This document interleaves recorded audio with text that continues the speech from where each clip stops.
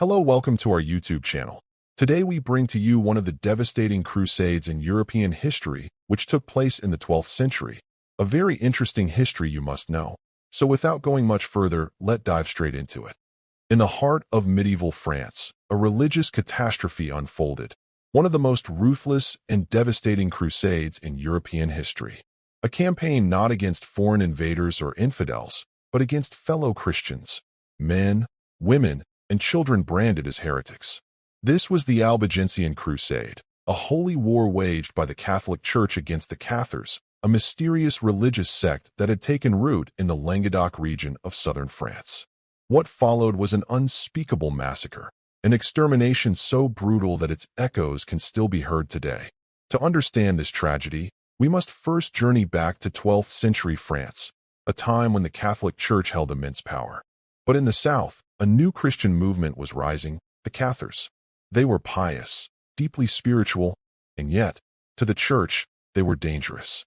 The Cathars believed in dualism, the idea that the world was a battleground between two opposing forces, a pure, benevolent God of the spiritual realm and a corrupt, evil force responsible for the material world. They rejected wealth, indulgence, and the authority of the Catholic Church, seeing it as corrupt and materialistic. They lived simply, practiced pacifism, and sought a deeper, more spiritual connection with God. But their growing influence alarmed Pope Innocent III, who saw their teachings as a direct threat to Catholic orthodoxy. In 1208, Pope Innocent III called for a crusade against the Cathars, urging Christian knights to take up arms and cleanse the land of heresy. The response was swift. Nobles from across Europe, eager for wealth, land, and papal favor, gathered under the banner of the cross. The campaign began with a horrific massacre in the town of Béziers in July 1209. As the Crusaders approached, the city refused to surrender.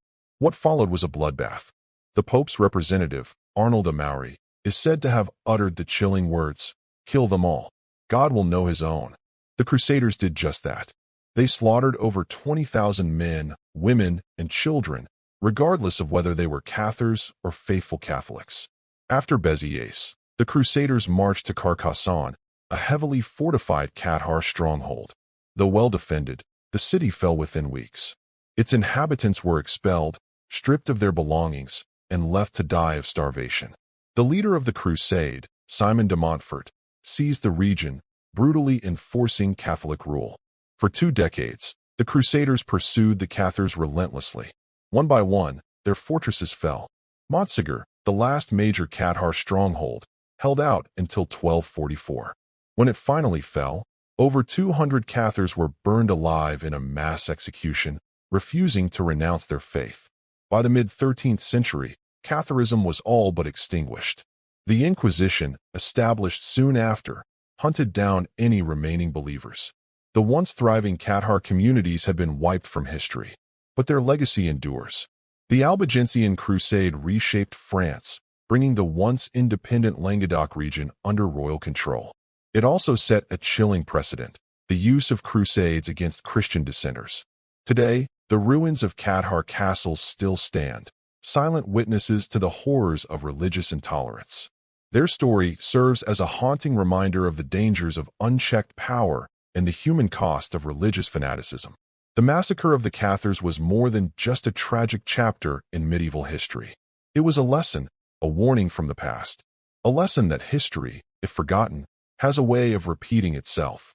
If you found this story fascinating, be sure to like, subscribe, and hit the notification bell for more deep dives into history. Let us know in the comments, what historical mystery or tragedy should we cover next?